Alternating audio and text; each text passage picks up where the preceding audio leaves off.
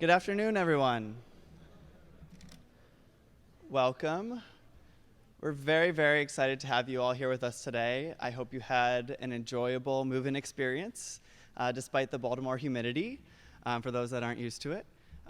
So good afternoon. My name is Justin Beauchamp. I am the Assistant Director of Orientation and First Year Experience. So my role here on campus is to make sure that your students and yourselves have a smooth transition into the university and throughout their first year. I just want to make a quick notice for the space that we're in. So just please note that there are exits at the back of the room and also at the sides. And our restrooms are through the back doors and to the left. We also have staff that are around the auditorium in blue polos. If you have any questions, feel free to ask them. They're a member of the orientation staff. So like I said, my name is Justin, and I'm excited to greet you all today and talk to you all a little bit about orientation. And so I talked a little bit about my role of transitioning you and your students into the university and throughout their first year. We have a lot of support services and resources for not only your students, but also you.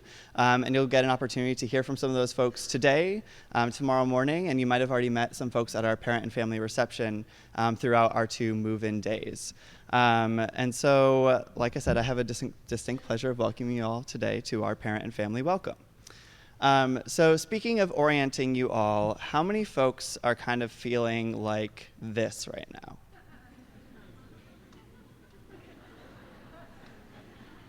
Right, so it might be a little bit different type of transition than it was potentially on the first day of school all those years ago. And so like I said, this is certainly just as much of a transition for all of you as it is for your students.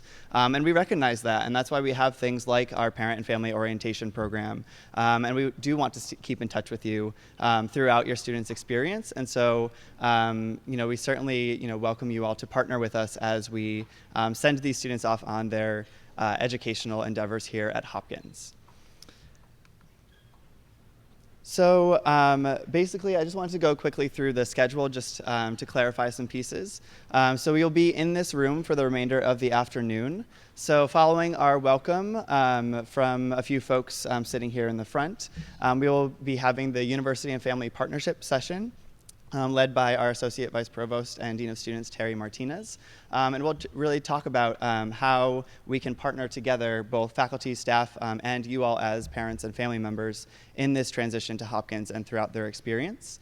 And that will be followed by a caring community panel. So this will be a variety of folks from across campus that are here to support your students and make sure that they're safe, happy, and healthy. You'll get a chance to ask them your questions and to hear from them individually about the services that their offices provide. Tomorrow morning, you'll hear from our academic advisors and some of our academic affairs staff about the academic transition for your students and for your own knowledge. So those will be split by school. So if your student is a part of the Krieger School of Arts and Sciences, you all will be in Hodson Hall, and this is all listed on your schedule. They'll be in Hodson Hall, and if your student is in the Whiting School of Engineering, you'll be in the Glass Pavilion of Levering Hall. And the remainder of our information sessions will be the rest of that morning. There are 2 options, and there are a few sessions that are offered during each time slot. So just kind of pick and choose which one sounds interesting to you or that you need to know more about or would like to know more about the resources that they provide. And feel free to follow up with any questions of those offices even after orientation. So that's just a rough overview of the schedule. If you have any questions about specific things, please feel free to grab one of my staff members, like I said, in the blue polos throughout the day today and tomorrow morning.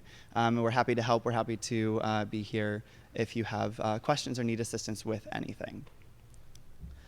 So I would like to now welcome our university president, Ronald Daniels, to the podium. So President Daniels started here in 2009.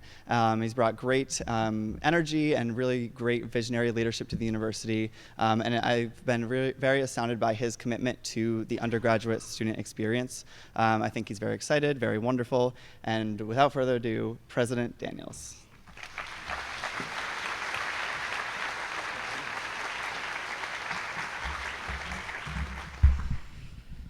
Well, good afternoon. It's great to see you all here, and thank you, Justin. And I, of course, am thrilled to be here with the parents, the grandparents, the siblings, the family members and friends, and of course, the students of the great class of 2020. We should just celebrate this great milestone. So, welcome all of you into the Johns Hopkins family. You've probably been imagining and anticipating this weekend, this moment for months, if indeed not years. And now, at long last, it's here. You've checked out your kids' dorms, you've met the roommates, you've put the bookstore and made one last run for laundry detergent or a spare set of sheets that you forgot to grab earlier. You've gotten to know our campus and taken a stroll through the neighborhood surrounding it. And now, as the time of departure looms nearer for the parents, I know you're probably feeling a mixture of enthusiasm and pride, and perhaps even a touch of anxiety about all that lies ahead. I know this, of course, because I've been where you are with my own kids, and I can remember well the moment with each of my children when my wife and I realized this is it. It's time for one last hug, one last reminder to text, to phone, or even better, to Skype or FaceTime, which is great so you can see your kids in the flesh, just to be reassured that they are honoring the basic laws of hygiene. They're showering, they're shaving on occasion. This is a good use of technology. Now, the good news, as many of you know with older children, is that this process, in fact, gets easier with time. This May, I celebrated a parenting milestone as my daughter, Allie, our youngest child, graduated from college and then moved into her first apartment in New York. And as we stood there in a room strewn with boxes, and her new home dignifies the 10 by 7 square feet of space that she has in that apartment. And I thought about Allie navigating her first job and apartment all on her own. My pride was, quite frankly, mixed with a bit of anxiety, until I remembered what she had said to me when she was a little girl learning to ride a bike for the first time. The same thing that she said to me when we arrived here in Baltimore from Philadelphia, and she had to transfer to high school here in her junior year. We're still working that through with family therapy as to how I could have inflicted on her. But I think now, as years go by, we're in a good place. But the same thing that she said to me when she started her senior year at college, and I offered to help her put together a new piece of IKEA furniture for her dorm room. And that was, "Don't worry, Dad, I can do this. I got it." And as we prepared for this summer for yet another goodbye, I thought about that refrain that I've heard so often from Allie, and I knew that she, in fact, could do it. And the truth is, so in fact can your kids. Over the years, you have emphasized the importance of hard work and compassion and courage, values that are now clearly baked into your kids. And these traits have combined with their innate intellect and tremendous grit to create the truly remarkable individuals who applied to and indeed succeeded in getting into the great class of 2020. And as they join us as members of the Hopkins family, we'll work hard, really hard, to help your kids achieve their goals. We'll nurture an environment that celebrates their innate talents and aspirations, and really allows them to realize all that they hope to achieve here, and indeed things that they never probably dreamed of achieving here at Hopkins as members of our community. Over the next 4 years, these aspirations will take them in exciting and in perhaps truly unexpected directions. They will study data structures and digital video production and the works of Dante. They will explore the molecular structures of the human body and the furthest reaches of the cosmos. They will pursue independent research in our state-of-the-art undergraduate teaching labs and write and perform plays in our own historic Merrick Barn. They will land internships with community organizations in Baltimore and indeed well beyond, and land internships in government organizations in Washington and again in international organizations, and they'll end up in corporations in London and New York. The list could go on and on. But they will find their place, whether their passion is hip-hop dance or robotics, among the 300 student organizations that are part of our campus. And faster than you might imagine, they will make this place their own, ordering double chunk chocolate chunk cookies for delivery at 2 a.m., claiming a favorite group study room at Brody, and making lifelong friends over all-you-can-eat shrimp at the Sterling Brunch. All this is in store for the great intellectual odyssey that your kids will be on. Indeed, whether in the classroom, the lab, the playing fields, or in the community, your kids will have many opportunities to grow intellectually, socially, and morally. In short, I'm confident that they are about to embark, that indeed they are embarking on a truly transformative adventure, and they will, in short order, just in the bat of an eyelash, emerge from this university with achievements that you can't possibly anticipate today. That's the magic of Johns Hopkins. That's the magic of this institution. And so, as you prepare to say goodbye, know that they may not actually say to you exactly what Ali said to me. Don't worry, I can do this. But know that they can, and they will, in truly extraordinary ways that will make you very, very proud. To all of you who are here today, congratulations on the amazing job that you have done raising these quite extraordinary young men and women. Again, we're delighted to have each of you joining us as the newest members of our family, and welcome, welcome, welcome to Johns Hopkins. We look forward to seeing you a lot over the next 4 years. It's great to see you here today.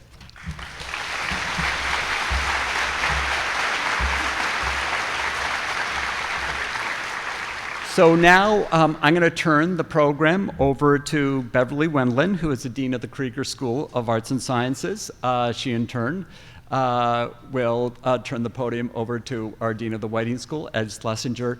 Both Beverly and Ed are just these amazing colleagues who bring a great sense of academic values and standards to everything they do. But on top of that, they are just wonderful, both of them, wonderful human beings who really have, in so many ways, opened themselves up to our undergraduate student body. They have lots of interactions with them, are deeply committed to our undergraduate program, and I can't think of two better people to be leading our two great schools with undergraduate populations in them. And so I'll start first with Beverly and then over to Ed. Again, thanks for being here today.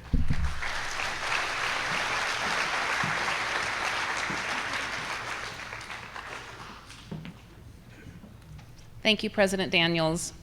Good afternoon to all of the parents and the family members, and I'm really, really glad that you're all here with us today. Our role as educators at Johns Hopkins is to help students shape and grow their academic careers, and we take this job very, very seriously. Whether our students plan to major in art history or physics, English or public health, chemistry or sociology, or maybe even some interesting combinations of those, or if they're undecided and really eager to explore their options, we want their academic time here to be one of adventure and discovery. Your students are now members of our extraordinary Hopkins family. It's here that they will discover what makes them passionate, what excites their curiosity. Whatever their interest, we want to nourish and grow that passion, that curiosity. So how is it that we do that? One thing that makes a Hopkins education unique is our robust research environment. From practically their very first day on campus, our students have the opportunity to study and conduct research with Nobel laureates, esteemed authors, world-renowned scientists, and overall experts in all of the different disciplines represented in our school. Our faculty are eager to share their research techniques and to share creative possibilities with our new students. We are all keenly aware that we are training the leaders of tomorrow. We want our students to be open to having their lives changed, open to having their curiosity piqued, perhaps by a single class, or a particular professor, or an engaging assignment, or a really special, unique project. And once they have the passion for new knowledge, trust me, there will be no stopping them. So I very much look forward to getting to know our new students and their families in the coming months and years. And I look forward to watching your children, now our students, discover their academic passions, and in the process, watch them discover themselves. So now I am pleased to introduce my colleague, Dr. Ed Schlesinger, Benjamin T. Rome Dean of the Whiting School of Engineering.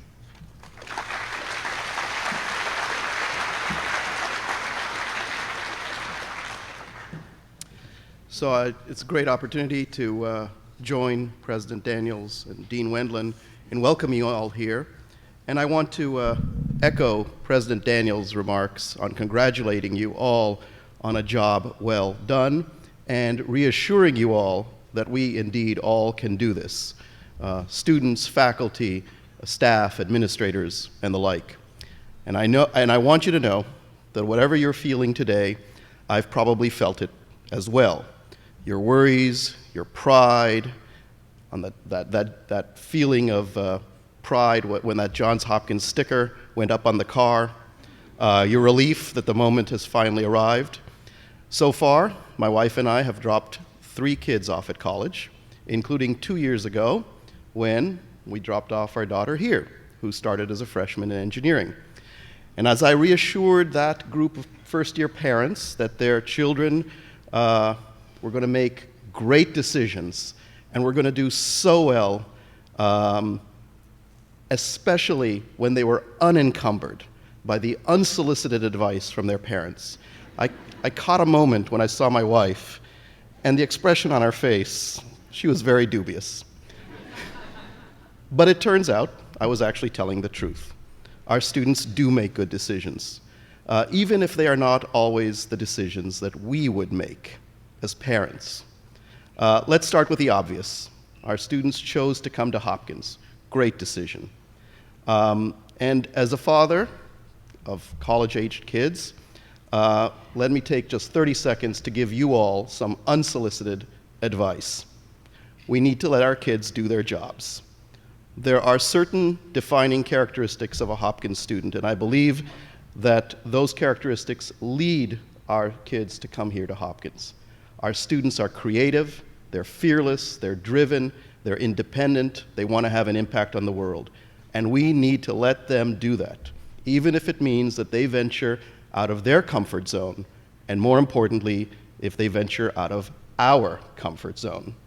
They chose to attend Hopkins because they know we can provide them with access to the resources and opportunities they need to channel their strengths, define their passions, and become leaders. The kind of leaders who come up with innovative, practical, and visionary solutions to complex problems. I promise you, if we just give them space, they will do all this. We have a student who just returned from Liberia, where she was testing out the modifications she had made to an Ebola suit for healthcare workers. We had another group of undergraduates who received a couple of awards on the development of a low-tech, quick method for medics to open up airways for wounded soldiers before they can get more sophisticated treatment. And recognizing our university's role as an integral part of the Baltimore community, we have students who have launched numerous programs here in the city, whether it's fixing computers for Baltimore City schools or tutoring in Baltimore City jail. I know it's scary to let your kids go, but one thing I've learned as a parent, a faculty member, and as a dean is that our kids will thrive, they'll learn the most, and have the best possible experiences if we give them some space to make their own decisions and make mistakes and explore new interests and to follow their passions. If all of us just do our jobs, everything will be just fine and our students will succeed. And one last thing I want to say to you, I want to reassure you, our kids are in good hands here as Johns Hopkins students. And actually one last thing, if there's one class that knows what the future holds, it's this class. Because, of course, this is the class that has 20/20 vision.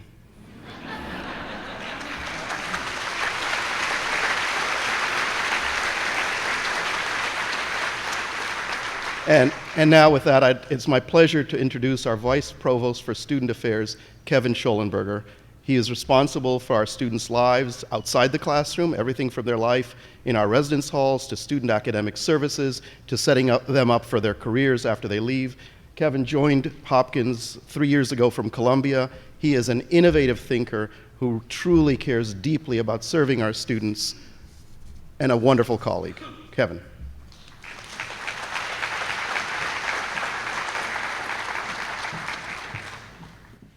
Thank you, Ed. So wonderful to see all of you, and I want to add to the chorus of welcomes and congratulations. We are so excited to welcome your sons and daughters to the Blue Jay family, but also to welcome all of you to our extended community. As Vice Provost for Student Affairs, I have the great and amazing job working with your talented and enthusiastic students and really helping them make the most of the many opportunities that are afforded to them here. Each of our students in the class of 2020, I want to reiterate what my colleagues have said, are intelligent, driven, highly accomplished. Most of them held leadership positions in their high schools and in their communities. However, I want to say it's perfectly normal, even for the most talented and accomplished and capable students, to go through a transition period and to take some time to get adjusted to college. And that is why we are here as Student Affairs, and you'll get a chance to meet many of my colleagues in a little bit. But we have a whole group of caring and wonderful individuals who are here to help. So everything from academic advising, counseling, mentoring, disability services, and a broad range of career services starting from freshman year up until graduation, and even has alums. So as you see your children take on this next phase of life, where they will have more freedom, independence, and responsibility than ever before, I wanted to share a short video with you. Some of you may be familiar with the sitcom Malcolm in the Middle. Just to set this up a little bit, the scene is Malcolm's orientation, his first day, and his mother is walking him down the residence hall. I hope you weren't hunched over like that during your interview. And why didn't you tell him about your extracurricular activities? How do you even know what I said? Did you have your ear pressed up against the door? You should be a little less concerned about what I did, a little bit more concerned about your own performance. And next time, say bless you when he sneezes. These people are looking for any excuse not to like you. All right, 2:30. You walked me into my dorm room, you chose my lunch, you tucked in my shirt in the middle of orientation. Now, will you please just leave? Why are you in such a hurry to get rid of me? Because I'm supposed to be doing this stuff on my own. Just here to make sure you do it on your own the right way. So, hopefully this is a bit of an exaggeration. But I wanted to just make the point that my colleagues also have already made. Not only is this a transition for your students, but we recognize that this is also a transition for all of you as families and parents. And as Ed said, please be reassured that the values that you instilled in them and the knowledge that they will be okay, that they will have some challenges, but they will be able to figure it out. However, they will still look to you for your wisdom and your advice, and we certainly will partner with you in that endeavor. And so as families, we also hope that you'll stay connected with us. There's a number of ways. One I really encourage you, if you haven't already, is we have a wonderful daily news magazine online called The Hub. So it's a great way to stay abreast of what's happening here at the university. You will also get a newsletter from me on a regular basis during the year, just giving you updates of things that are going on. And you also are welcome to engage with the parent Facebook. It's a great way to ask each other questions and advice. And lastly, I hope that you'll all join us again for Family Weekend, which is October 7th and 9th. This is a great opportunity for you to come back to campus. You're actually able to visit some of the classes to get a real sense of what your son and child's education is like here. And we usually notice that by October is about the time they're missing all of you and would love for you to take them out to eat. So we hope that, that you'll be able to join us for Family Weekend. So again, welcome. We're thrilled that you're here. And we're going to move to the next part of the program, and I'd like to introduce one of my wonderful colleagues, Dean Terry Martinez, who is our Dean of Students, and the Associate Vice Provost, who oversees a lot of the support programs and for your children. So, Terry?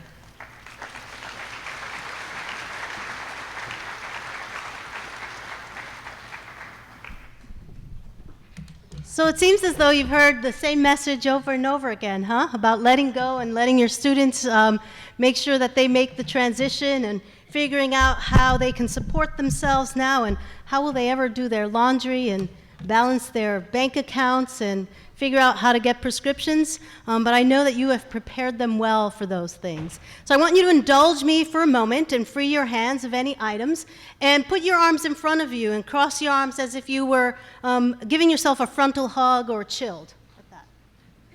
Yep. Now I want you to look down and notice which arm is on the top and which arm is on the bottom. And now I want you to switch them so that the one on the bottom is on the top and vice versa. How did that feel for you? A little awkward? A little unusual? A little uncomfortable? Right? And so that's what the transition might be like for you. No one got hurt in here, did they? That's good. That's good. I haven't lost a parent yet doing that exercise. So, you know, and that's really what it's like. It's going to be like that for your student, and it's going to be like that for you. This is a different phase for you, and very much so a different phase for your students. And we are here to partner with you in that endeavor. As Vice Provost Shollenberger said, my name is Terry Martinez, and I'm the Associate Vice Provost and the Dean of Students. And what that means is that I work with numerous offices across campus and a wonderful team to ensure that their out-of-classroom experience is a positive one, a safe one, and one that can challenge them in many different ways.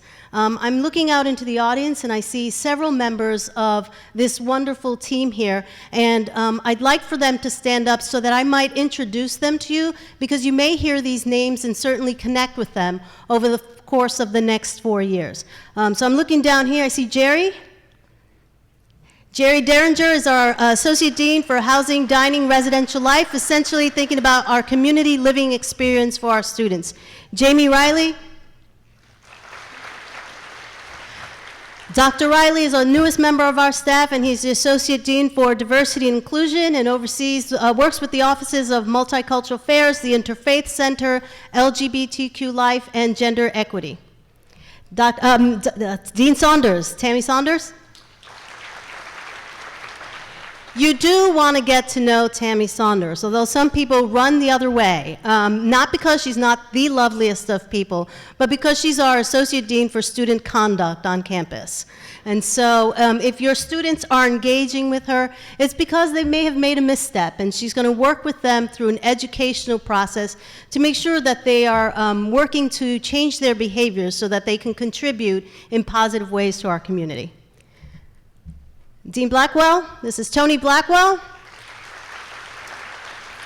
Tony is my Senior Associate Dean in Student Life, and she works to ensure that our students are experiencing our campus in healthy ways. She oversees health and wellness on campus, and she works with the Counseling Center and the Health Center and our 2 case managers. And I see that one of our case managers is here today, Allison Leventhal.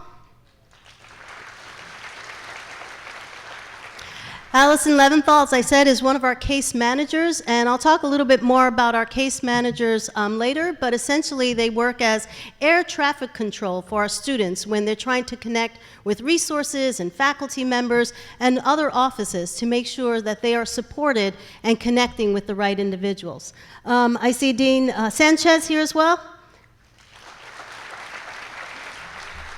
Dean Sanchez is our Associate Dean for Student Engagement, and she makes sure that she works with folks from fraternity and sorority life, student involvement, student leadership, Justin, our first-year experience, and so many others to ensure that your students have meaningful opportunities for engagement and are engaging with our community and participating in healthy and safe ways. So thank you, Dean Sanchez. And I see Calvin Smith in the audience as well. Calvin? Mr. Smith is our Director of Fraternity and Sorority Life on campus, and he really has spent the vast part of this last year ensuring that our students are engaging in fraternities and sororities in safe ways, in ways that make sure they follow our policies, and in ways that contribute to their leadership, to their service, and through their philanthropy on campus. And I see Aaron Rutledge, who's not a member of our staff, but truly a team partner with us. Aaron is new to our community as well, and he serves as the assistant director for the sophomore year experience, and so he partners very closely with Justin to think about the transition from the first year into the second year. So when I think about the first year experience and our students transitioning to the institution, I don't just think about it in terms of this particular week. I think about it almost as if, you know, when we think about the freshman 15, I'm not talking about weight, I'm talking about the way they transition from the time they receive that letter. It's 15 months of transition in my eyes, because it's from the time they receive their letters of admission to the time they're registered and getting ready to transition into their sophomore year. And so we work together collaboratively and in tandem, and we dovetail our opportunities so that students are feeling a seamless engagement with our campus. So I wanted to talk with you a little bit about what happens, right, when you leave here and what's going to be happening with your students once you leave our campus. We have a week filled of activities for them, and really we're looking to make sure that they understand the expectations that we have of them, the values that we hold in our communities, and ways for them to find those meaningful opportunities for engagement that I talked a little bit about before.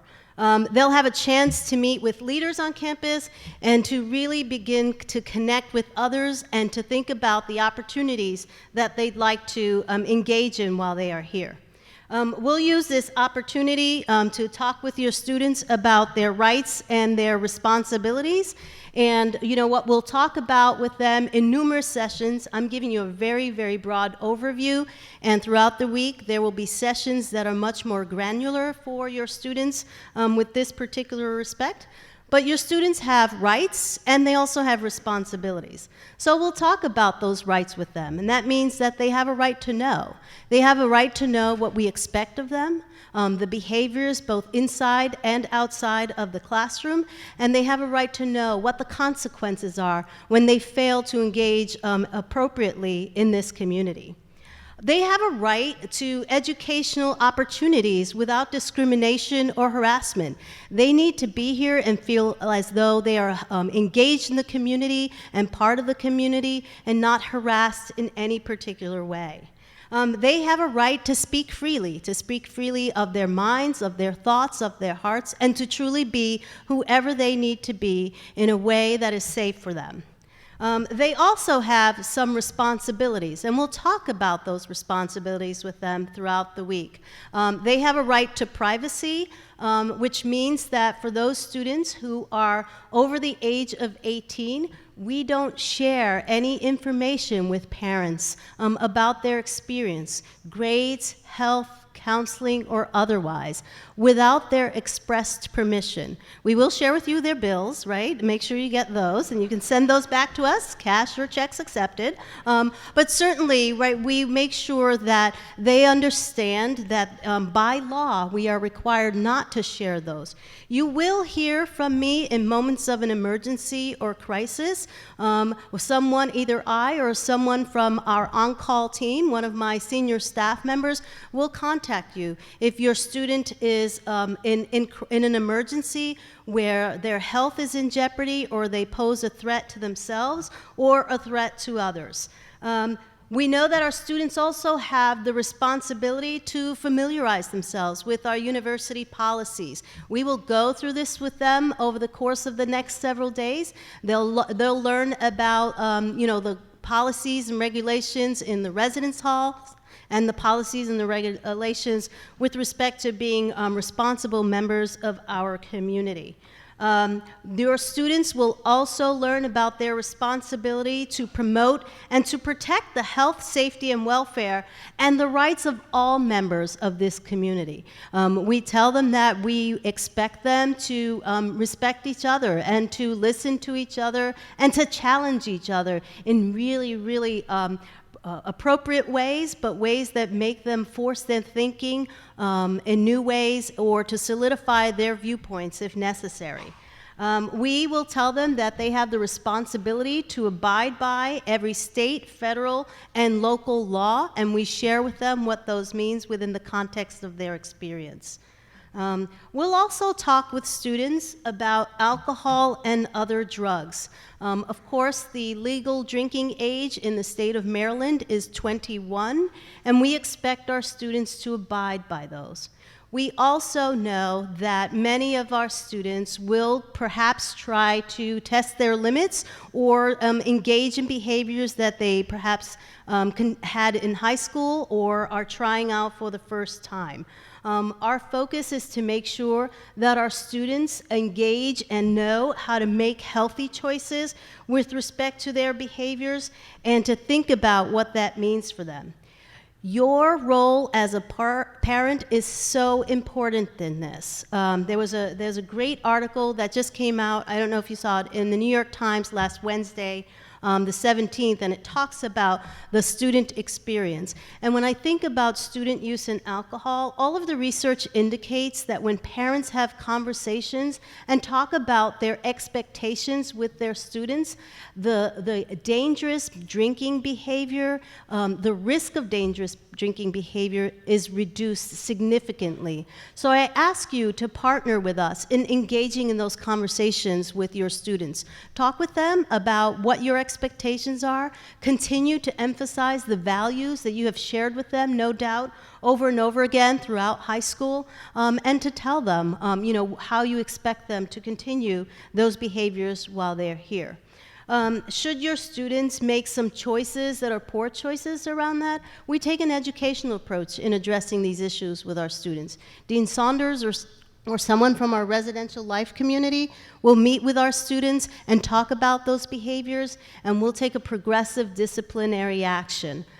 Should your students make some really bad choices around alcohol or drug use in particular and find themselves in the hospital because of use, that doesn't mean we're necessarily going to contact you. We will talk with them about that behavior and let them know that, oh, by the way, your parents will probably get the emergency room bill, and so you should make sure that you talk with your parents about that. Should your student be hospitalized the second time, we will let them know that they have 72 hours to make contact with their parents and that we do. Oh, if not, that we will anyway. In most cases, the student is willing to make the phone call with a staff member right in that room and to talk about what has just happened. Again, we want to partner with you on that and hope that you will support us as we work with our students through these issues. We'll talk with your students about academic integrity as well. We'll talk with them about what it means to have ethics inside the classroom. We'll talk about what violations of academic integrity look like and what they mean in the course of their work. We'll talk with them about the penalties for violations of academic integrity and the forms of resolution for that with their faculty members. It's important that students understand the distinction between working in groups and how they cite that material for themselves and take credit for that, and what it means to have original content that belongs to them and how we cite that appropriately. We'll also work with them around university resources that will help them to make better decisions in their classroom with respect to their papers, their projects, and other academic expectations that we have of them. We'll also talk with your students this week around safety and security issues. You'll notice in the middle that there is an app that we're asking all of our students to download on their phones. you can do so as well. This app will make sure that they are connected to the dispatcher in our campus safety office at any moment where they might need assistance. Our students are asked to call for escort services and to use our shuttles as available, and to make sure that they are engaging and paying attention to their environment. Again, these are conversations that I know that you've had with your students over and over again. It's the common sense street smarts that you've talked with them about.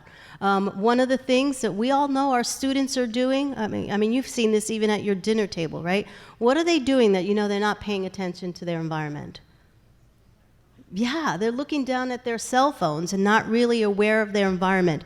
As you've crossed back and forth on Charles Street, I'm sure you've seen the sign that says no phone zone, right? We want to make sure that our students are aware of their surroundings, and again, the common street smarts that I know that you've talked with your students about. It's about making sure that you don't go off by yourself to places that you're unfamiliar with, to make sure that you have friends that know where you're going and when you're coming back, to make sure that you are safe and not drunk when you're in unfamiliar places, and to make sure that you, are in connection with those who can help you get back, and to not be afraid to ask for help when necessary. We'll also talk with your students around sexual assault and the laws that regulate Title IX for our campus. We're going to talk with them about social pressures and consent and impaired judgment caused by alcohol, and their responsibilities in attaining affirmative consent when they're engaging in sexual interactions with others.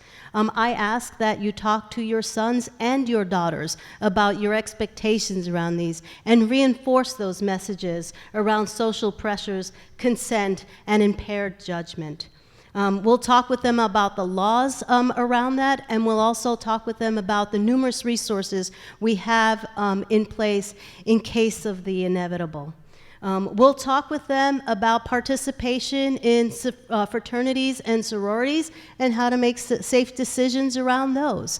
I ask that if your son or daughter comes to talk with you about being interested in joining a fraternity or sorority, that you ask them some questions. Ask them why they want to engage in a fraternity or a sorority. Ask them about the particular fraternity or sorority and how that meets their interests. There are so many wonderful things that students can gain from being members of a fraternity or a sorority.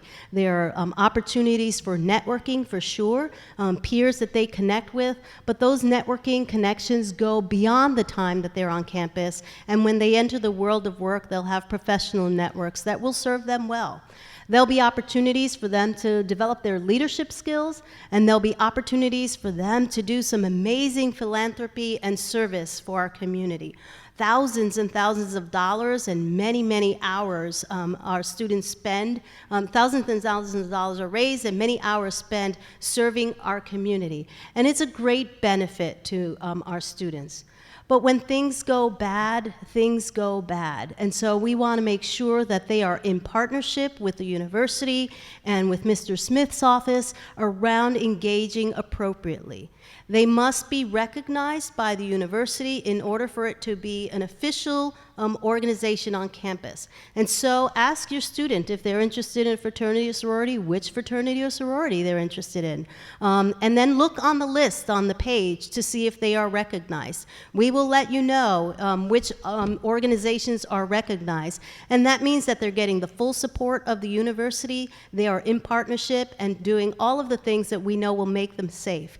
Engaging in risk management education, in leadership, in alcohol, in bystander intervention training, and all of the things that make the experience a really positive for one, and most importantly, that they are insured as an organization from their national organization. Because if something happens and they're not insured by the national organization, the burden falls upon you and your own insurance. So please partner with us and ask the really tough questions that we know we will be asking as well.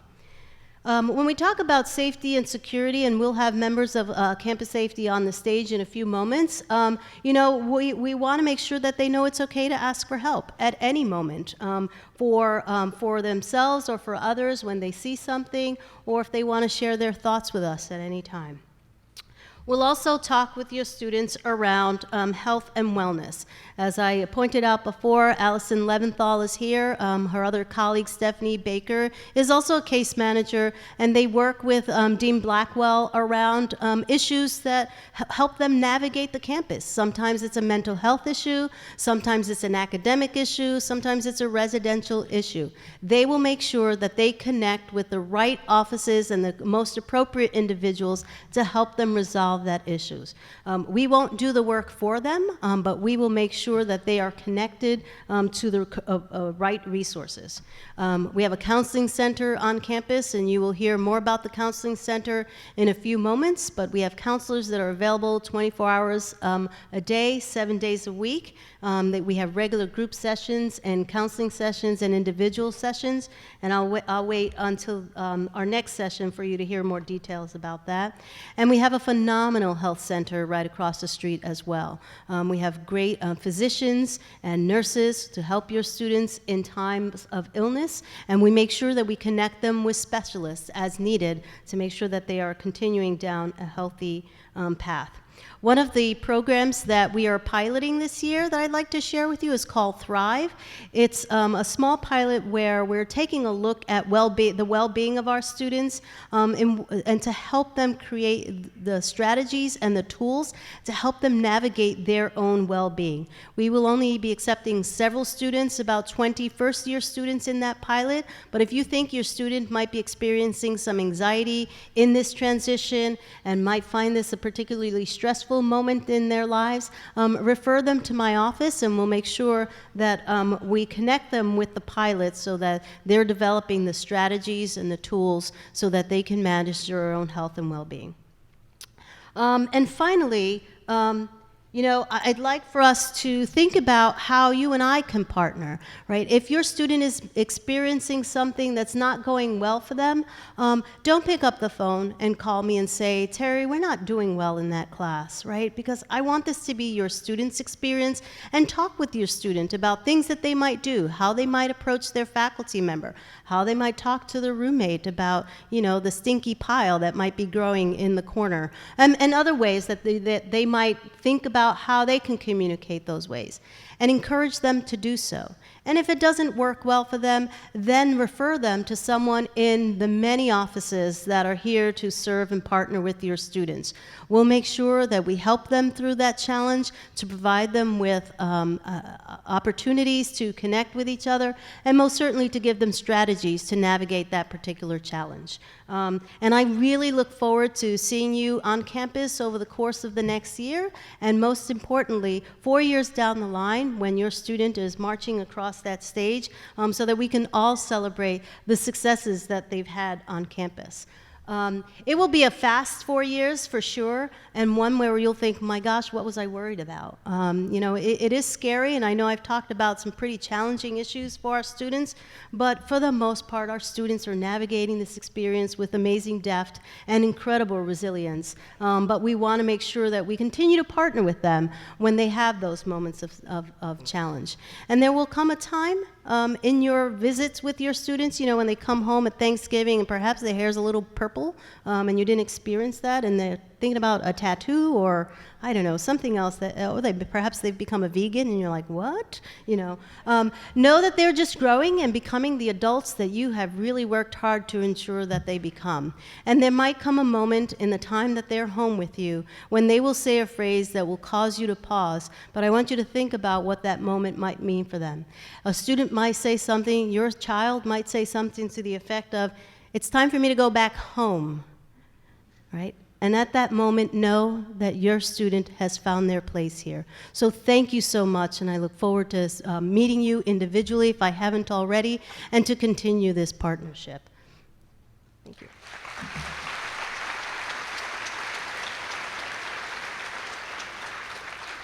I'd like to open up for any questions that you might have, and while you start to think about those questions, I'm going to ask my colleagues who will be serving on the panel to come up and join us on the stage.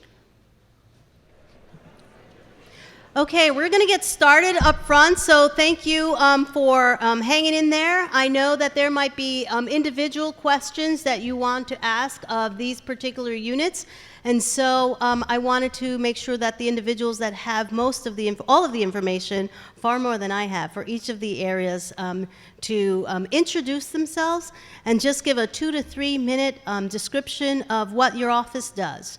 So I'll start with you, Greg.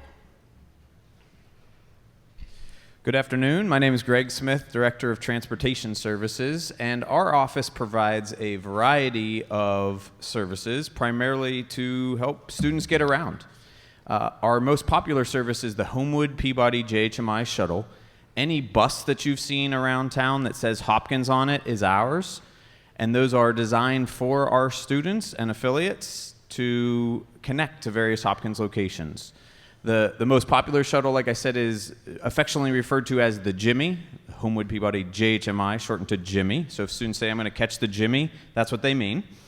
And that connects our Homewood campus here with Penn Station, the transit hub for Baltimore City, the Peabody School of Music, and the East Baltimore Medical Campus. Additionally, every night we run a free shuttle service primarily for undergraduates called the Blue Jay Shuttle. The Blue Jay Shuttle is a fleet of vans that traverse approximately 1 mile from campus on a variety of routes. So we have fixed route services to restaurants, grocery stores, other hot spots around campus. We hub out of the Brody Learning Commons Center. Believe it or not, students gather in the library, and that's where we see them wanting to go home from when it's dark. So we hub our vehicles and transport them home or, like I mentioned, to grocery stores and restaurants from there. In addition to that, we have on-call or night ride vans that will take them from point to point. So if somebody finds himself at a friend's home or out on a jog and all of a sudden dark has hit and they want a ride, they can either use their app or their telephone to contact us, and we will send them a van and take them anywhere requested within that service area.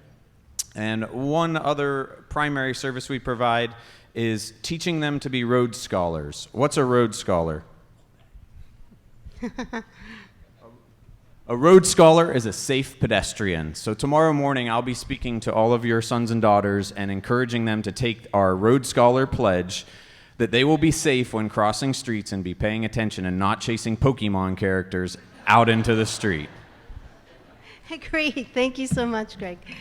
Dr. Torres? Hello, everybody. My name is Matt Torres. I'm the director of the Counseling Center, and I'm a psychologist. The Counseling Center provides counseling services to all the students, all of your students. We provide individual counseling, group counseling. We have a staff of 12 psychologists, 4 doctoral interns, 4 part-time psychiatrists, so we also have the option of prescribing medication to any of your sons or daughters. Most of the clients who come and see us don't receive medication, but some do. All of our services are confidential, and all of our services are free, 2 really important phrases here. So in terms of confidentiality, what I'll emphasize is that if your son or daughter is an adult, meaning 18 or older, then we treat them as an adult. And we wouldn't be able to tell anybody, including their parents, if they've come to see us. There are exceptions to confidentiality, and what I'll emphasize is that, believe me, if we have strong concern about your son or daughter's safety and well-being, we will be, A, encouraging them to speak with you, encouraging them to allow us to speak with you, or potentially we will go over confidentiality, break confidentiality, and speak with you. The safety and well-being of your students is very important to us, but also the opportunity to build trust with them, trust for them with us, that they can come and speak to us, and that it'll be private. By the way, I'll mention that we're at 3003 North Charles, which is the Homewood building. It runs really the length of a city block from 31st down to 30th Street, and we're the southernmost entrance. The way that your son or daughter would access us is simply to call and ask for an appointment, or they can walk down and ask for an appointment at our front desk. We also have, as Terry mentioned earlier, 24/7, 365 emergency coverage. So one of us is always on call after hours, weekends included, holidays included, and we're available to speak to both students, but also potentially people who are concerned about students, and that potentially includes any of you as parents. So in addition to the counseling services we provide, we also provide consultation services. So if you're worried about your son or daughter, you are welcome to call us and speak with one of our therapists to talk about how we might be able to help your son or daughter get access to us, or how you can help your son or daughter through whatever challenging situation they may be facing. Remembering confidentiality, if your son or daughter is already coming to see us, we wouldn't be able to say so, but we'd be more than happy to talk with you about your concerns and to try to help in whatever way we can.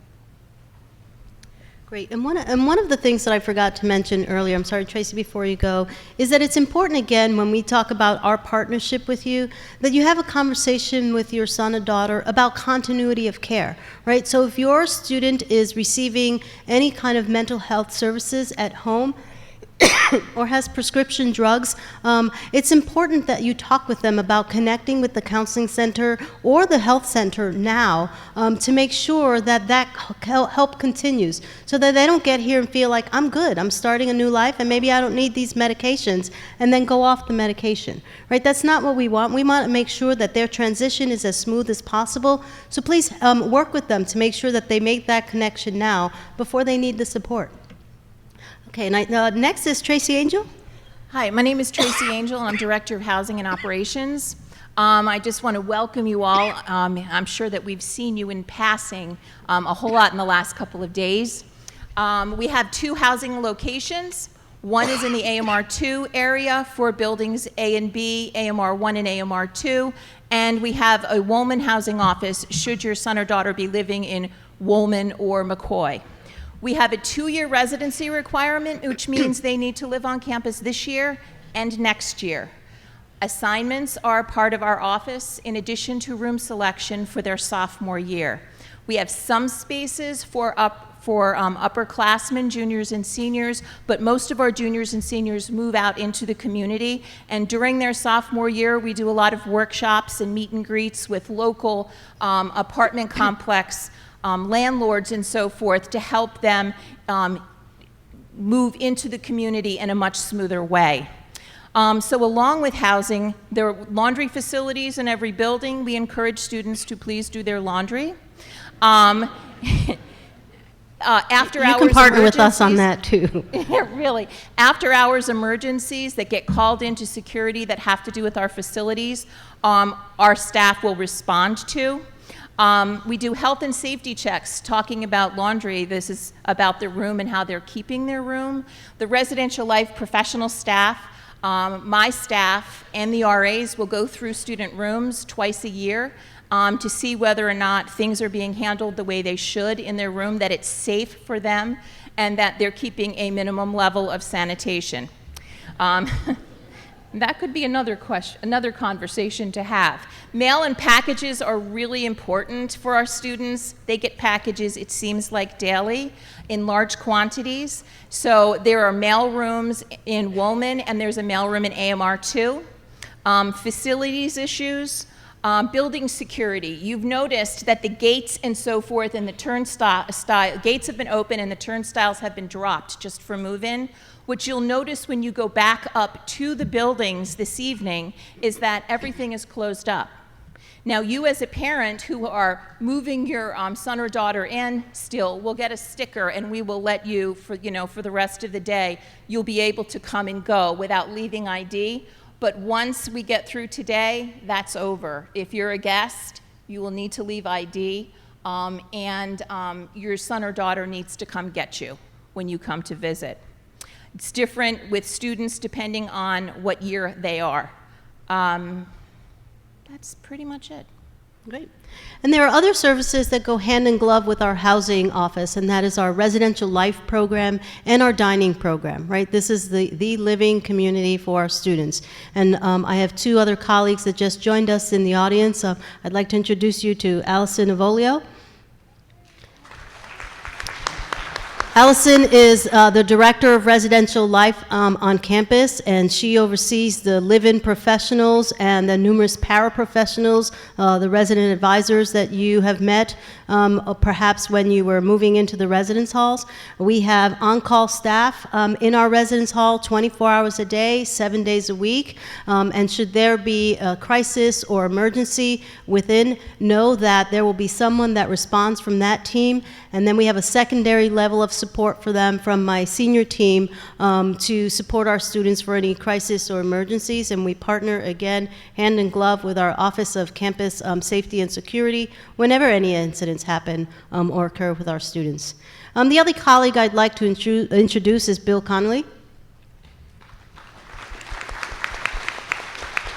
Bill is our Director of Dining Services, and he really works with the staff in our dining halls to ensure that their service that they provide to our students is of quality and fabulously delicious. But he also has members of his staff who are nutritionists that can work with students who have special dietary needs or special dietary restrictions, and they will work students who might be ill and need some special accommodations. So know that we have that level of support as well. The next person and colleague I'd like to introduce is Ms. Christine Pressberry, our Director of Campus Safety and Security. Director Pressberry. Good afternoon. A little bit about our campus safety and security, and hopefully I will give you information that you are wondering about. If not, I will be around afterwards if you have questions. Campus safety and security is a 24-hour operation. You'll see us out and about, and you probably already have, in cars, in golf carts, on segways, walking on foot patrol. We run our operation out of an office that is just south of campus. It's 2 blocks south of campus on Remington Avenue. There on Remington, we have a dedicated communication center. So when the students call or they text us about a concern that they have, that's where that call or that text goes into, our communication center. Now that is staffed also 24 hours a day, 7 days a week by dispatchers. A little about our patrol area. And I know you've been moving about the campus, so you've probably seen most of these locations. To the west is San Martin Drive. To the east, up 33rd Street, the border is Guilford Avenue. To the north is University Parkway, which is all the way up Charles Street to the end of where the tennis courts are. Y'all remember seeing those? And to the south, it's 27th Street. Now, we have what's called 3 layers of security within our department. Our first layer of security are our actual Johns Hopkins officers, which you've seen out and about. They have on blue shirts with gray slacks. Our second layer is our contract security, and the name of them is Allied University. Now, I know you've seen them because they're in the fluorescent green shirts, and they've been around campus.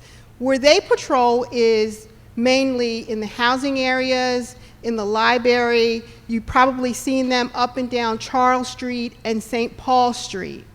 Our third layer of security is our off-duty Baltimore City police officers. We actually have Baltimore City police officers who work for us in an off-duty capacity. You'll see them out and about on Charles Street and St. Paul Street also. Also, I'm sure that you have seen around campus the blue lights. We have 113 blue lights on or about campus. So what happens if somebody goes up and pushes that red button? Because you've seen the big red button that is on them.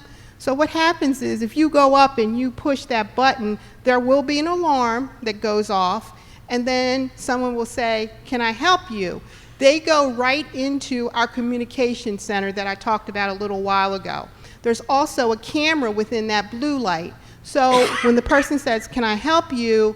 you can tell them what's going on with you, why you need assistance. Sometimes it's just a matter of people are lost and they're trying to get their directions. But also we have people who are having emergency medical situations. It could be anything.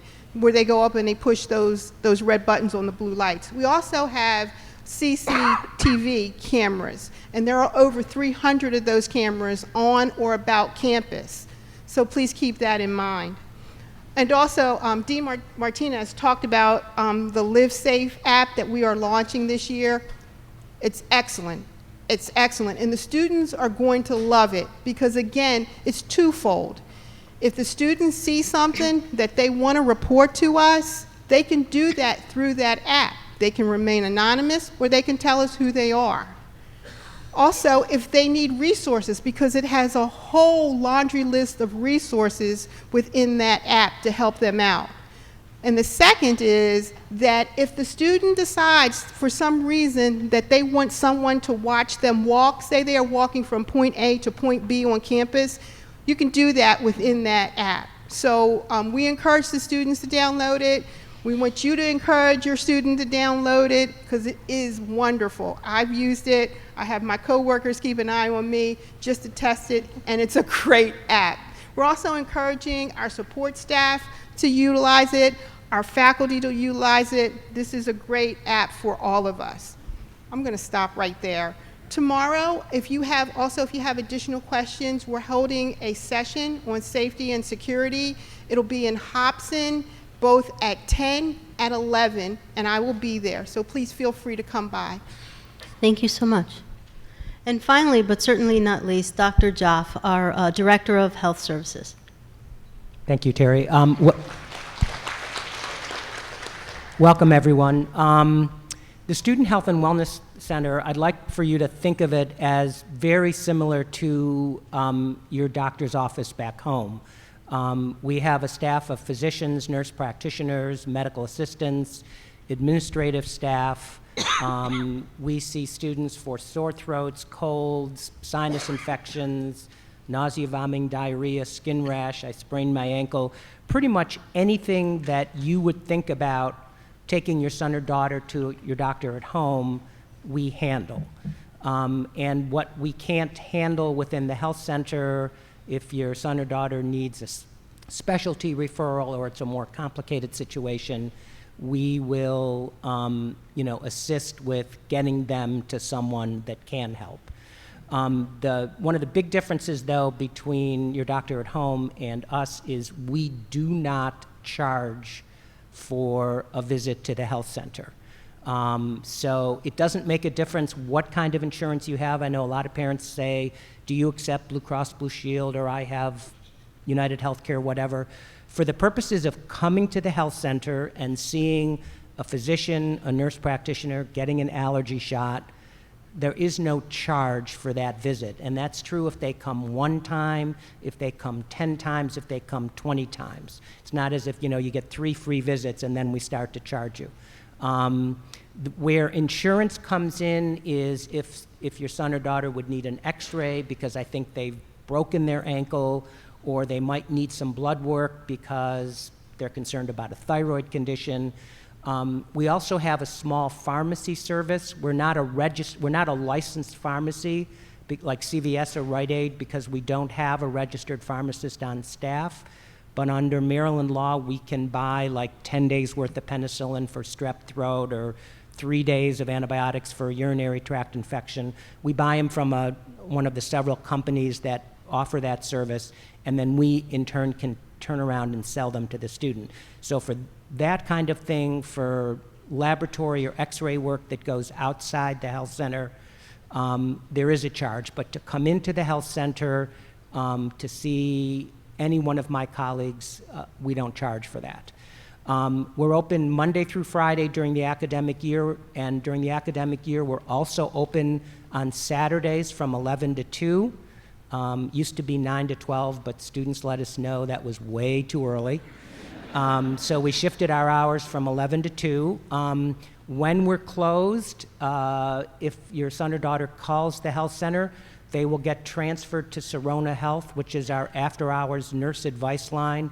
It's a nationally certified call center. Most of the nurses that staff it are former ER nurses, and the student will get hooked up with a nurse who will review their symptoms and then will tell them this can wait till the next day when the health center is open, or we think you need to go to the emergency room tonight. And then if there's any question or it's something they're not quite sure how to handle, they will call me or whoever is on call. So they really have access to at least healthcare advice 24 hours a day, 7 days a week. We partner very closely with the counseling center. There's a lot of overlap between physical, somatic health, and mental health concerns. So Dr. Torres and I talk regularly. I have many conversations with staff from Res Life or dining if there's concerns about not tolerating the food. Security is wonderful. If your son or daughter has a fever of 102, they're not going to walk to the health center. Security is very good about going to the dorm, picking the student up, bringing them to the health center, and then transporting them back. If someone's on crutches, we're not going to make them walk over to Union to get an x-ray. Again, security will transport them. They will take them to the ER if it's necessary. So really a terrific partnership with a lot of the student services on campus. I think that's the most thing. We do some things that most physician offices don't do. We have one physician who kind of has an expertise in travel medicine, so we do travel consults for students who are going abroad. We give allergy injections. We just need a letter from your son or daughter's allergist and the serum, and then we follow the directions so they can get that at the health center. We operate pretty much under the same rules of confidentiality as the counseling center. So unless your son or daughter gives us permission, we won't be calling you after they visited. We might suggest that it would be a good idea if it's something that we're really concerned about. But if your son or daughter doesn't want us to call, we won't. However, that does not preclude any of you from calling me and saying, I'm concerned, and here's why, and then we can talk about strategies. So I think I'm gonna, because we will stick around for questions, oh, one more thing. I know that it's 90 degrees out, but we have our flu shot vaccine in stock and ready to be delivered. It's free for students who have the school health benefits plan. Otherwise, it's $20. I know you're thinking, it's summertime, but soon enough it's going to be cold and people will start to cough and sneeze in each other's faces. And the whole point behind the flu vaccine is to build immunity before the virus arrives on campus. So they just have to call and set up an appointment. We're also going to do flu shot clinics around campus. Thank you. Great, thank you very much to all of our panelists. So as they were speaking, we had some assistance from our orientation program, our hand out some cards, and I have some written questions that I'm going to ask our panelists. They've been lumped together for those that are very similar. So Dr. Joff, since you were speaking, I'm going to go back to you. If a student has an existing medical condition and needs to see a specialist or have blood drawn regularly, what's the procedure to do that? And then also, if someone's student falls sick, like with the flu, what's the best process of accessing clinical or a clinic or a hospital? Okay, so if we can either arrange, so it's the spectrum of how parents and families choose to deal with the issue as specialists is really quite broad. Some parents, some specialists are perfectly fine with us acting as the primary care doctor, and then we call and get consultation from them if there's an issue that comes up. That works better for students who have chronic illnesses that are very stable. For students who have an illness where things are constantly changing and there's a lot of changing in medication and so forth, it's often better to establish specialty care down here, and we can help you do that. We have a wide network of physicians that we use, some at Hopkins Hospital, some at Union Memorial, depending on the situation. So it's really on a very case-by-case basis. We do draw blood. The student, we kind of need to know exactly what a provider wants.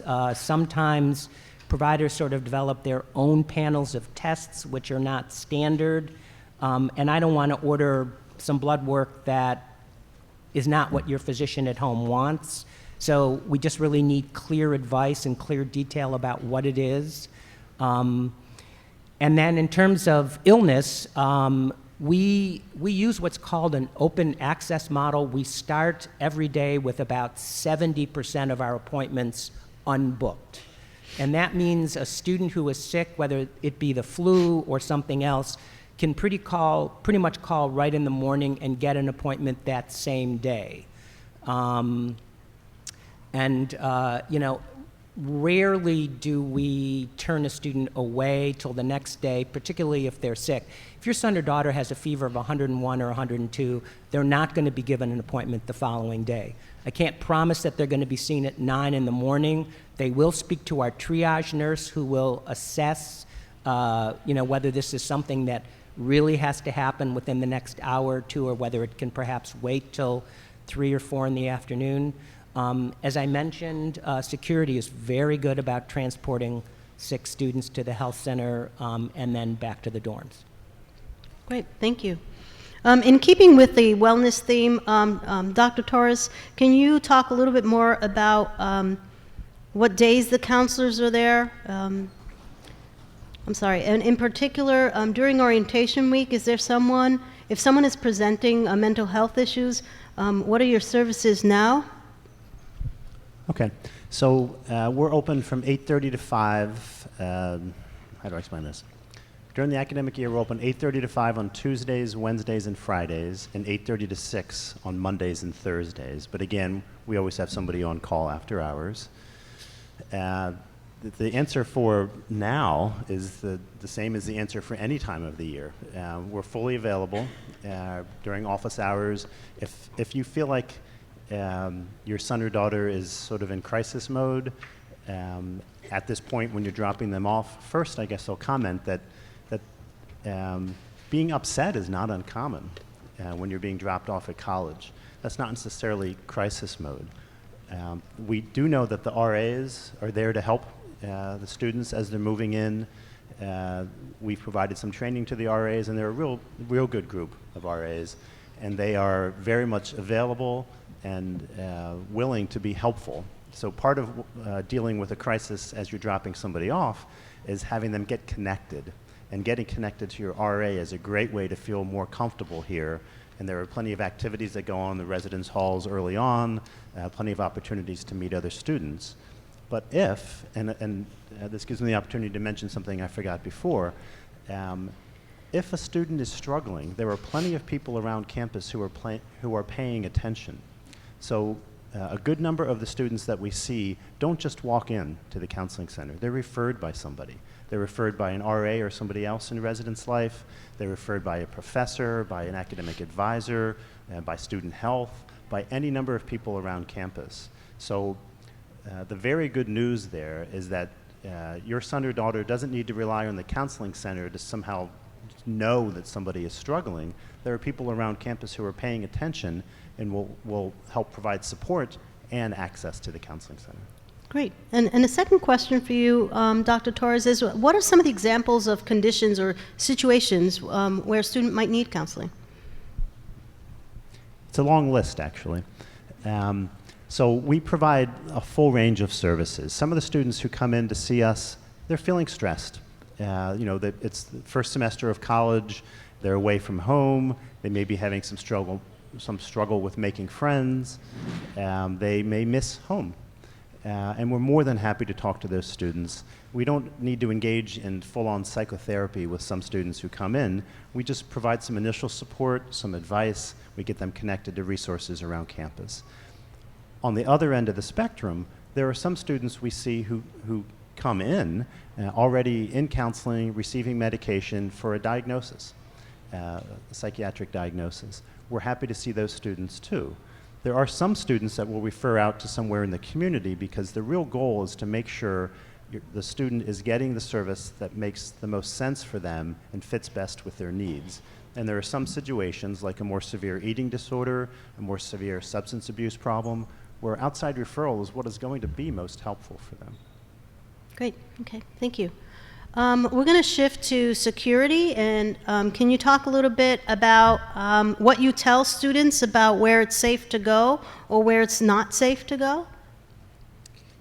So in September, the middle of September, your student will be going on what we call a security walk throughout the community around the campus, which is Charles Village.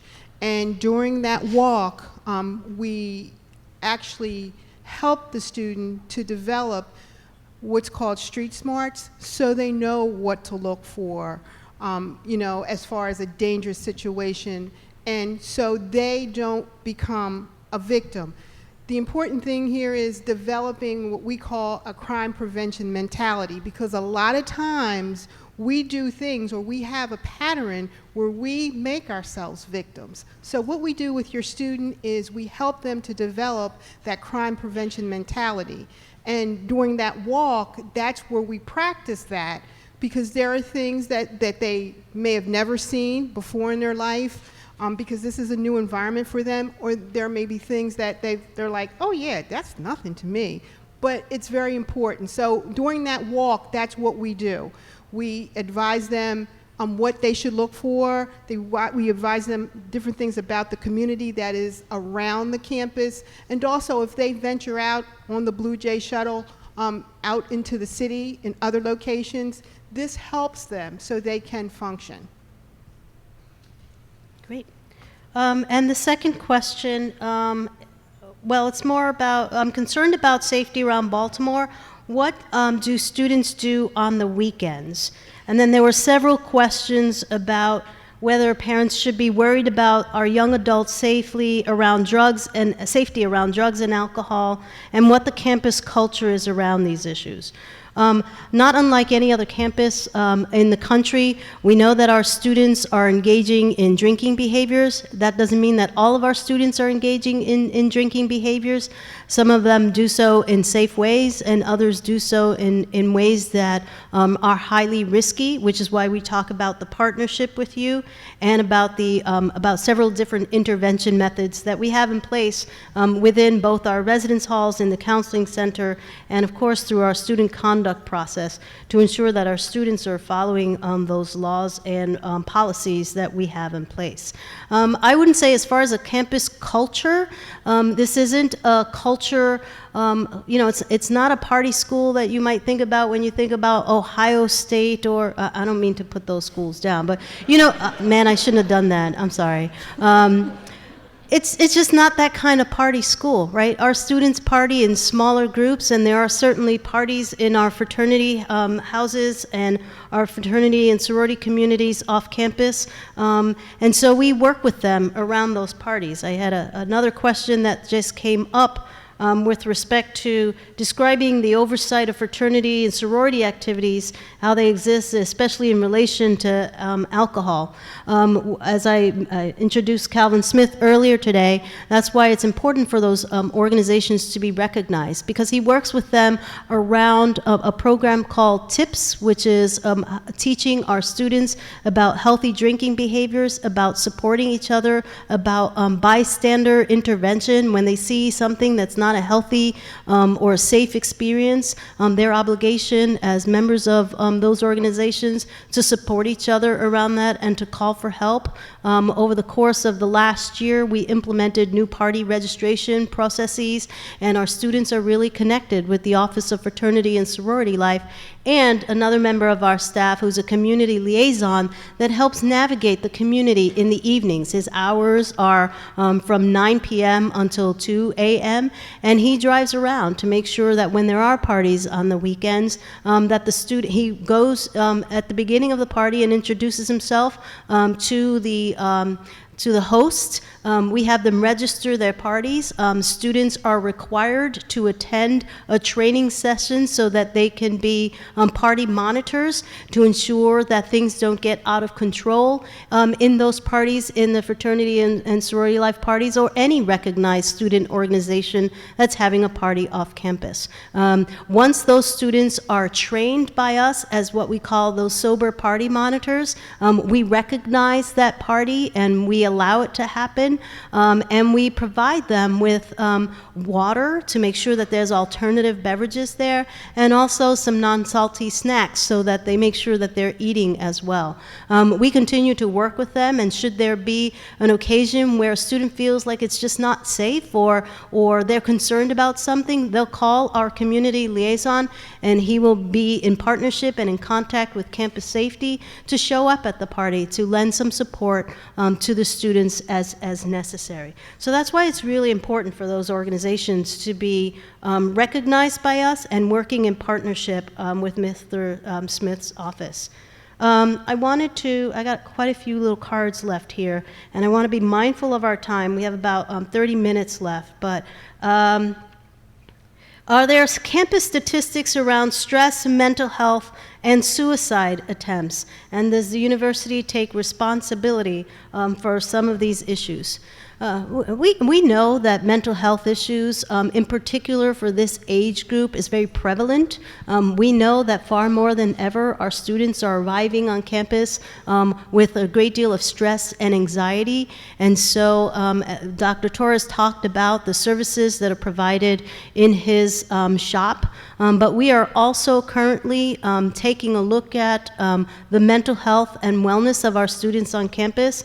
And President Daniels and the Vice Provost Lieberman have both asked me and a faculty member to co-chair a student health and wellness task force on campus, and Dr. Torres serves on that task force as well. And we're taking a look over the course of the last semester this summer and into the early part of the fall. We're taking a look at the things that cause the most stress for our students. We're taking a look at the prevalence from a national benchmarking perspective.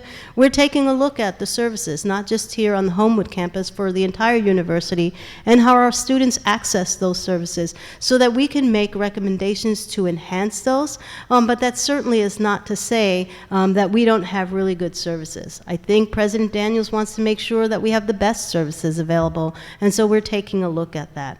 Dr. Torres, I don't know if there's anything else that you want to talk about regarding the statistics around stress and mental health and perhaps even suicide attempts. I'll just say a few brief words. So one, yes, we are very aware of the struggles among the college student population. The statistics that we have gathered suggest that Hopkins is actually not so different from most schools. People think of high-stress universities, and I think Hopkins probably is a pretty high-stress university. Students who come here often are seeking that, actually. It's part of their style, too. But the numbers generally aren't so different from other schools. The most common presenting concerns here are the most common presenting concerns at other schools. I'll just make a quick comment about suicide because that's a scary notion. Suicide is a fairly rare event. Generally, it's a fairly rare event for college students. College students actually attempt and commit suicide at rates lower than their similar aged peers who are not in college. Part of that is because what I and others brought up before, that there's a real network here looking out for the students. So beyond the walls of the counseling center, the university pays attention to the issue, and within the counseling center, we have a fairly sophisticated system set up to assess students for suicidality and to manage their suicidality in an ongoing fashion. Great. One of the questions that came before that was with around alcohol and student engagement over the weekends is, what do students do on campus on the weekends? And the answer is that they do lots of things. Some of them might just hang out in their rooms. We have a variety of programs that are offered and organized quite often by student organizations of every kind. I know that when you went on the tour, the student tour guides have said there are over 300 organizations on campus, and if there's not one one that you like, you can start one. And that is in fact actually true.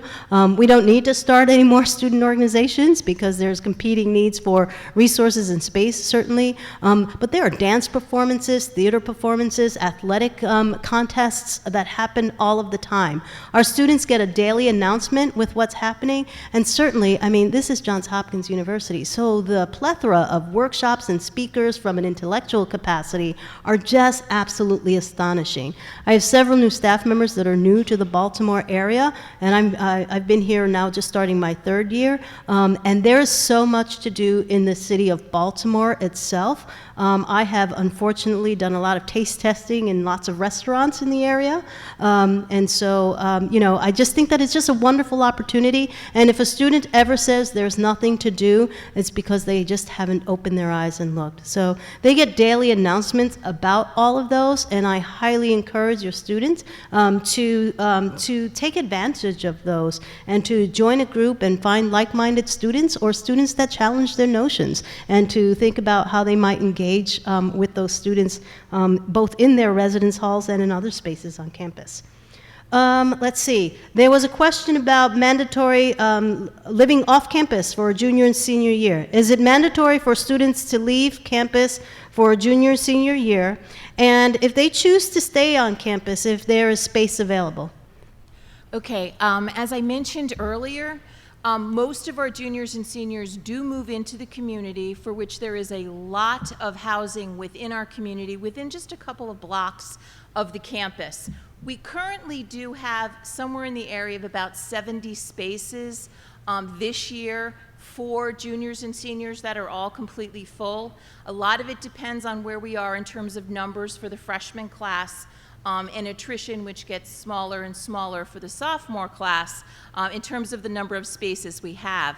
But we do a lot to help students learn what is available in the community, help them with workshops and so forth to help them navigate leases, talking to people, safety, security, and so forth in terms of the decisions that they're going to make in terms of moving off of campus. We also have an off-campus housing site where they can go online and see a wide variety of options, from a room in a house to a commercial apartment buildings to renting a row house to condos, you name it. It really runs the gamut, and it's all very, very close to campus. And there are two things that I'd like to mention.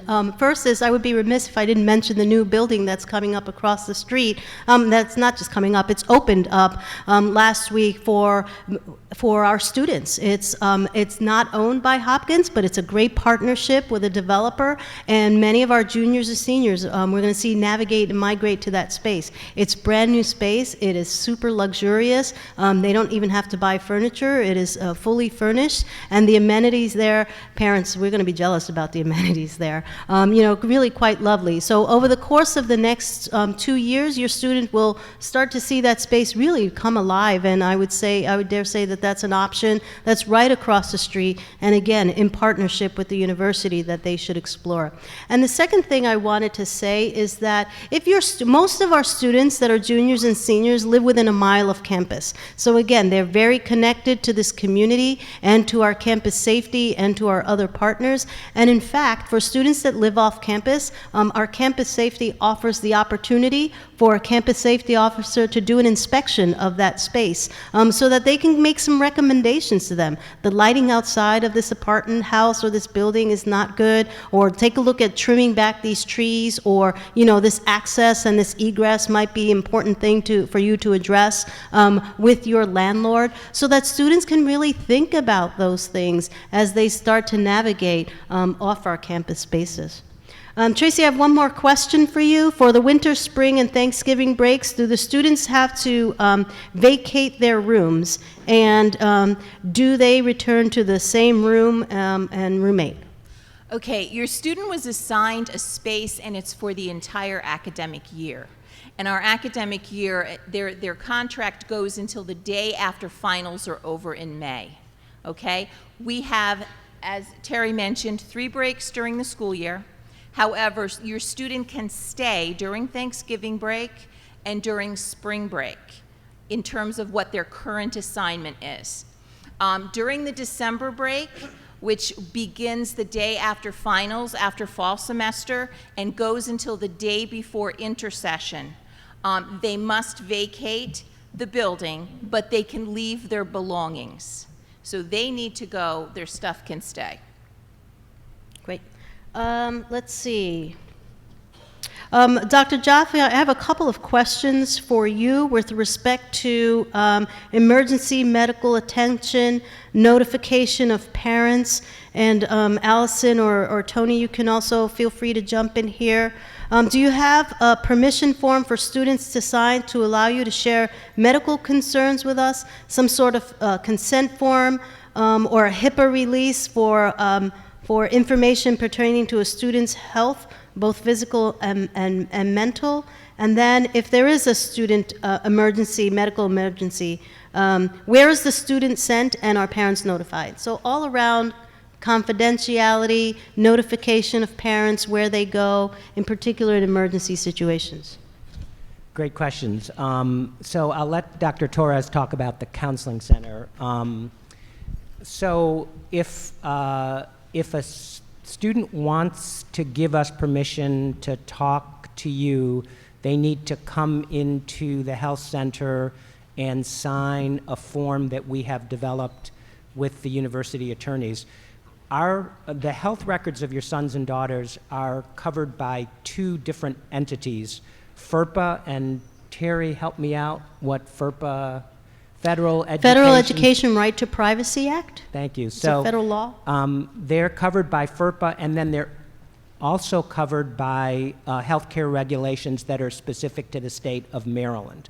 So we had to merge those two entities and make sure that what we were asking students to sign satisfied both of those different sets of regulations. So your son or daughter will need to come to the health center so that we can go over the form with them, because they have a variety of options from you can tell my parents that I've made a visit here, but I don't want you to tell them anything else, to you can give them the results of my lab tests. It really varies. So we have a very specific form, and what we want is for students to come in and go over the form with us so they know exactly what they're signing. And that form will be in effect for 1 year, and then they will need, if they want to continue to sort of give you access, they will need to come in every year and sign the form again.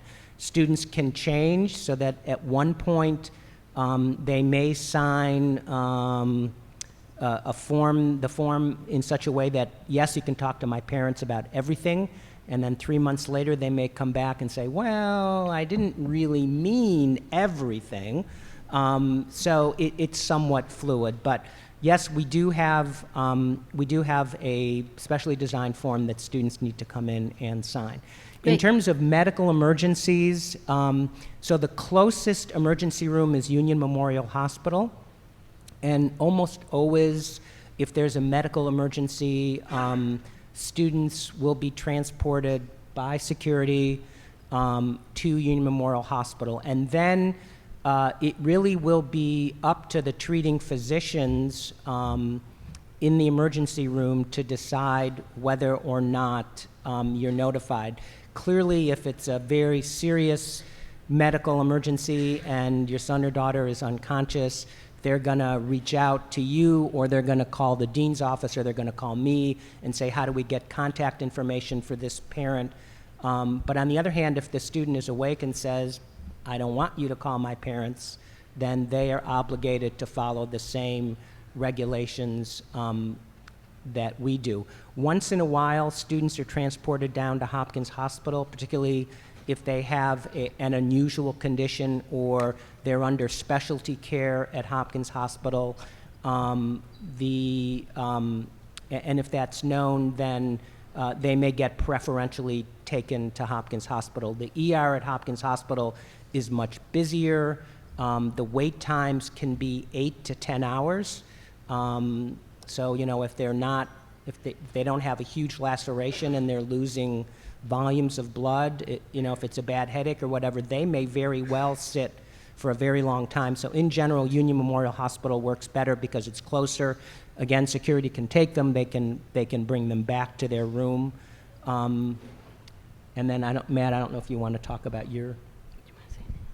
Okay, great. Oh, I'm sorry. Go ahead. I'm sorry. Just very quickly. So our situation is very similar to Alan's. The difference I'll highlight is that there can be situations when a student says to us, "I do not want you to tell my parents," and we'll do it anyway.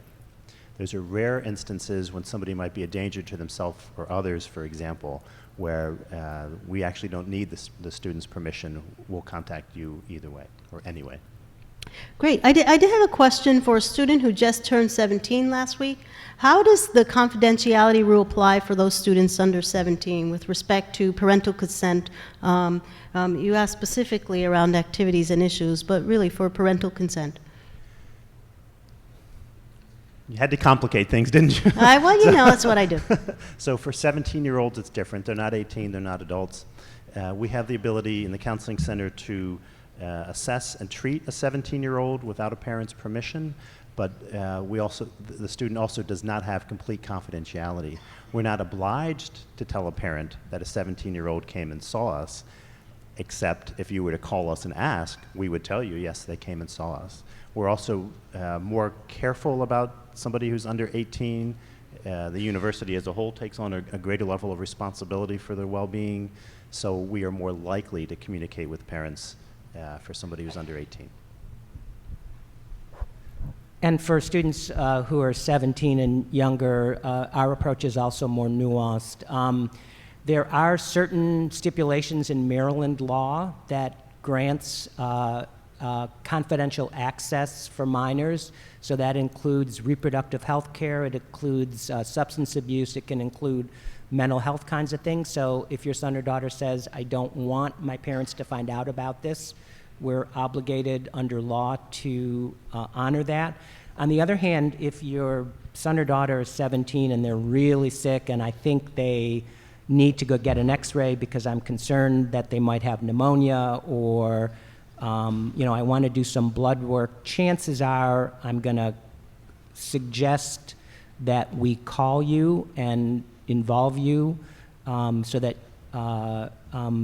you're aware of what's going on, and oftentimes parents have very valuable insights. So it's really going to vary, but and then again in the emergency room, if it's a true emergency, I'm not an emergency physician, so I'm a little hesitant, but in general, if it's a true emergency, they're going to initiate the treatment that they think is necessary while getting on the phone and trying to locate you, or if there's another designated contact person, trying to get hold of them.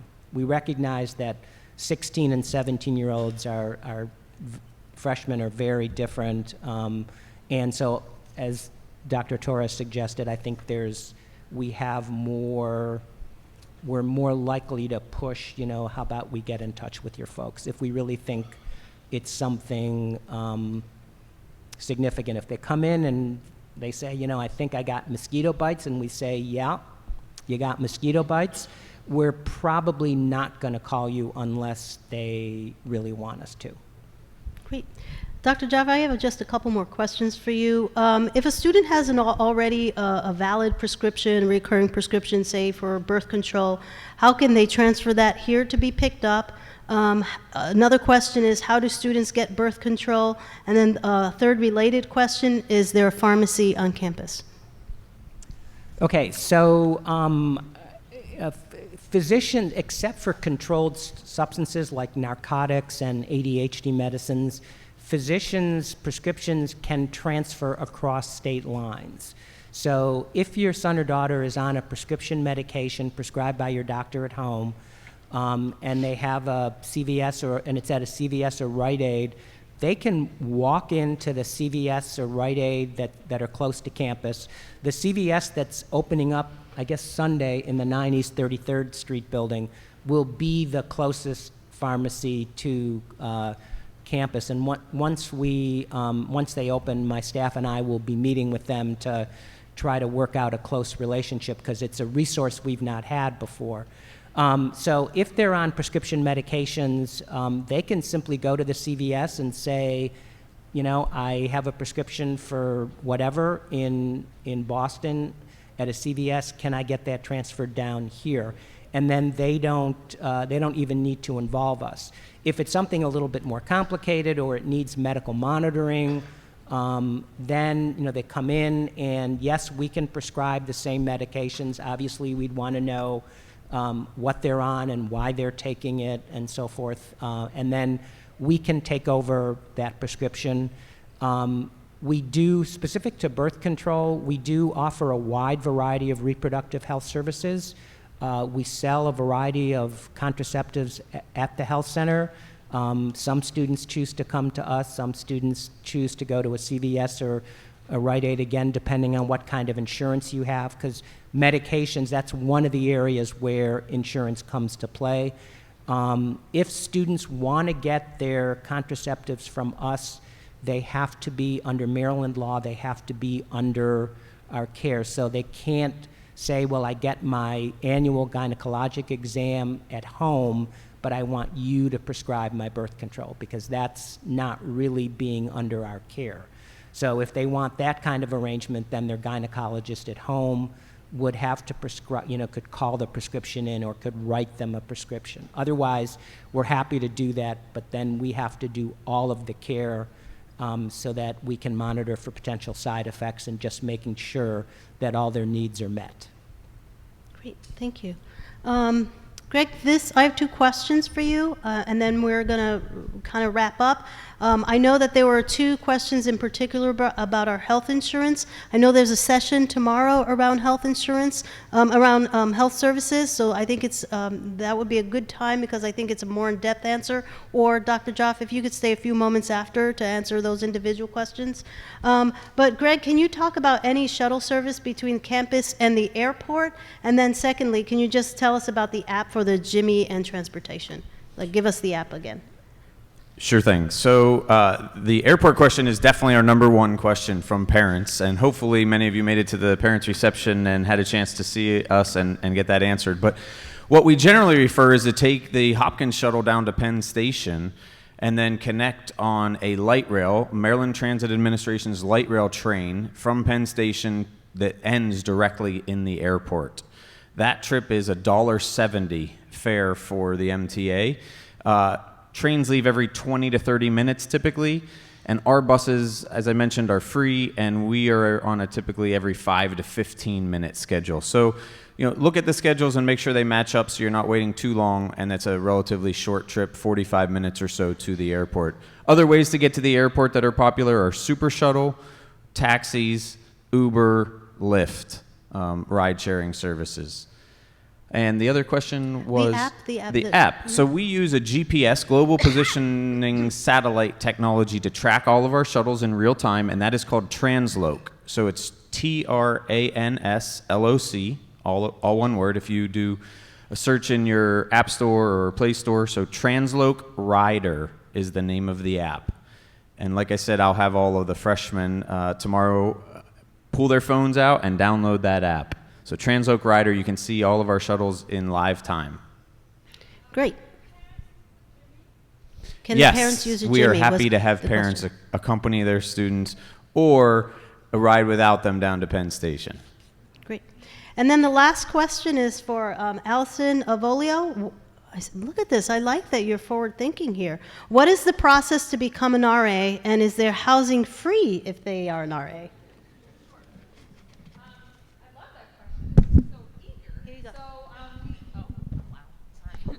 Sorry, we start our RA recruitment process at the end of this semester. So starting around early November, they'll start to see posters and recruitment efforts and things like that. And our applications are due when they, at the beginning of the spring semester, usually the end of January, the first week of classes when they get back, or early February. So we give them kind of the winter break to work on that application and think about it and talk about it with you all at home. We do have the perks of being an RA, other than that leadership and the ability to connect with first-year students and our sophomores as well. They do receive a room and board grant. So they do receive a single room as well as a adjusted meal plan that they have with our folks in dining. So that is one of the benefits there. They do not receive any stipend or additional monies or funds. So it is purely a grant of the room and board that they receive as their benefits of the position. So we do start them much earlier, so we ask them to talk with you about how that may or may not affect their financial aid.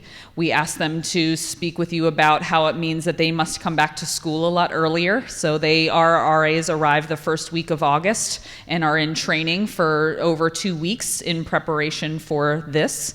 And additionally, they are sometimes asked to stay here over breaks. So that's something that we encourage everyone to be speaking with their sons or daughters if they're interested, and we hope that you are. Thank you.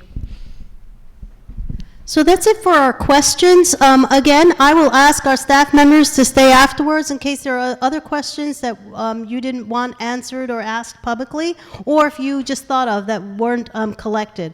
I welcome you again with many other folks to the Johns Hopkins University family, and I look forward to speaking with you individually if we have that opportunity, and certainly when you visit campus. So thank you so much for your attention. Have a wonderful day.